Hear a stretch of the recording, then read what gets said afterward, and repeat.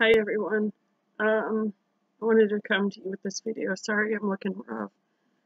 Um, it's morning and I'm still drinking my coffee. Anyways,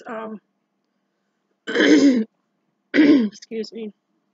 Um, as y'all know, on April 4th, I lost one of my dogs that I kept at my mom's house, and I don't want to go into why she was at my mom's and why she was an outside dog, but that'll be a story for another time if I feel like telling it. Anyways, when I moved in with Dan 6 years ago, he had two Shih Tzus, a brown one named Bandit and a black one named Smokie. A couple years ago, we lost Bandit. It was on New Year's Day, I think 2016 to be exact, and Dan was out walking them, and he pottied on himself. He pooped, and it was like on the back of him because it was kind of runny. So we had to put him in the bathtub and give him a bath, and while he was in the bathtub, he passed away. He did not drown. The water was not up over his face. Dan was not spraying water in his face or nothing. He just went limp and died. And by him having the diarrhea and pooping all over stuff like that, sometimes that's a sign that, something's wrong. But he was old, and anyways, I'm not gonna talk about that. And then, well, just give me a second.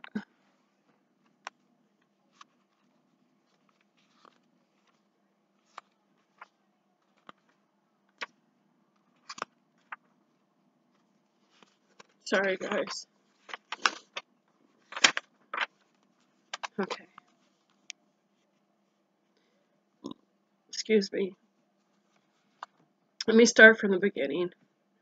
I had 3 dogs at my parents' house, and my one dog, Skittles, she passed away September 1st, 2015. She was about 9 or 10 years old. There was no warning that she was sick or nothing. She was fine. She was acting fine, eating fine, drinking water fine. Everything was fine. And that afternoon on September 1st, 2015, I was actually over there, and Mom had gone out to feed the chickens and the dogs, and she come in and told me and that she had passed away. Then there was Bandit, the one that I told you about previous, that passed away January 1st, 2016. And then Toby, he was a pug. I got him as a rescue, and I had him for not even quite a year, and he was 15, and if I didn't take him, he would have went to a shelter, and because of his age, the shelter probably may or may not have put him down. So I got him from the lady that had him, and a few months after we had him, he started coughing. They thought it was bronchitis, but we took him back because the medication was not working, and they did x-rays and stuff and found out that he had a collapsed trachea. So he had to be on a steroid, prednisone, for that. And then May 13th of 2016, we had to have him put down because his kidneys, his liver, and his body and everything were shutting down. And it was not from the medication. It was just from his age.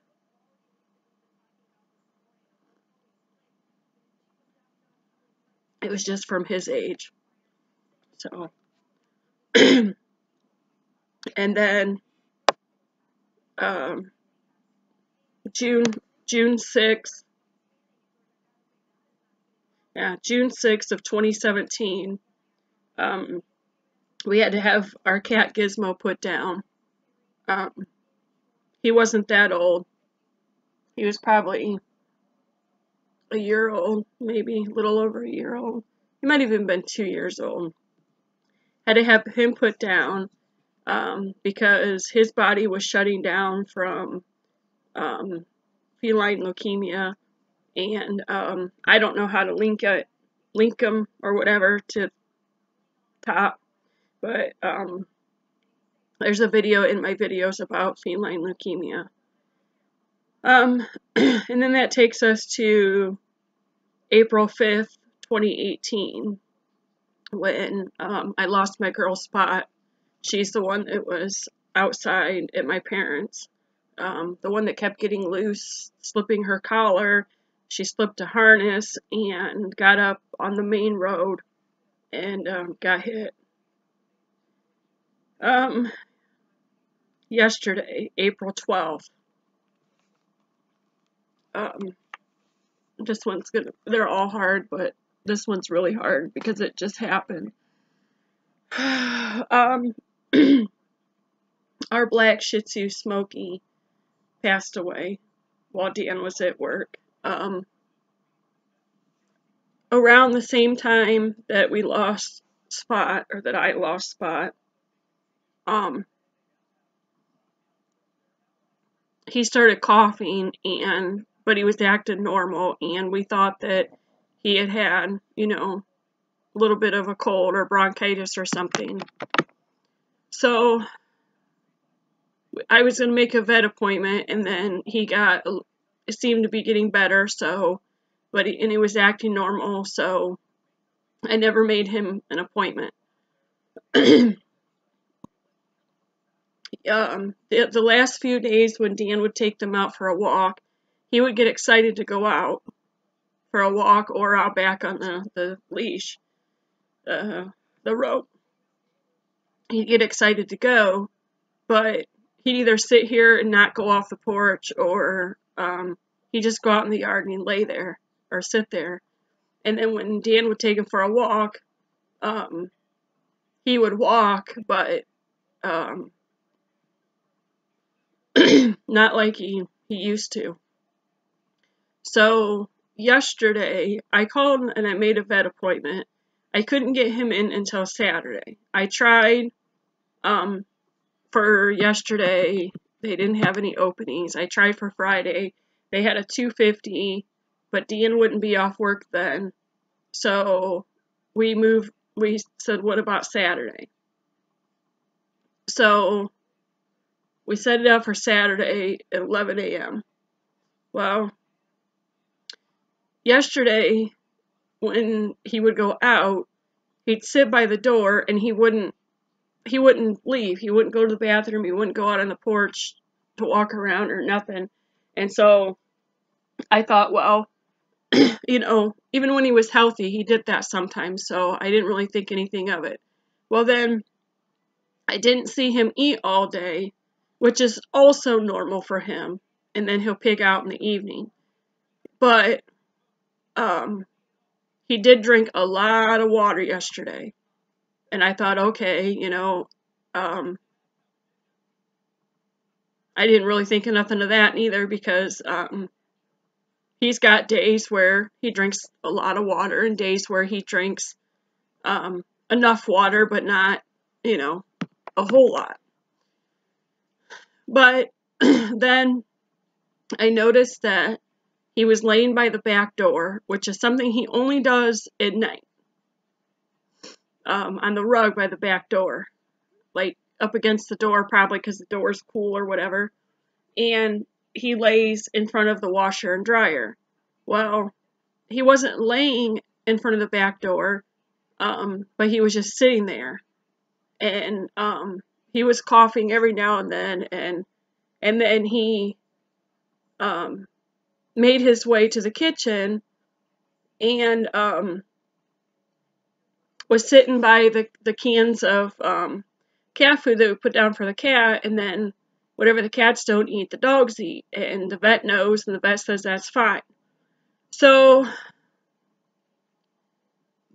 he was laying by that, because what he does is he picks up the can and he takes it in the bedroom and he eats it, or in the living room and eats it, and then when he's done, we pick up the can. Well, but before he does it, he lays by the cans, he looks around to see if anybody's watching him, and then he would take off with a can. Well, he was laying there by them yesterday, but he never took a can. He came over to the couch yesterday and was sitting by me, and I was petting him and talking to him, and he seemed fine. And then he came here next to me, and I was petting him and stuff, and he seemed okay, other than, the cough and everything. And I don't remember what he did after that, but then about a little after 3, about 3:30, he walked through here and went into the extra bedroom, and he was sitting there, and he was coughing a little bit, and I asked him if he was okay, and I could hear him coughing, and I got up, and I looked around the corner, and he was laying there, and he couldn't breathe.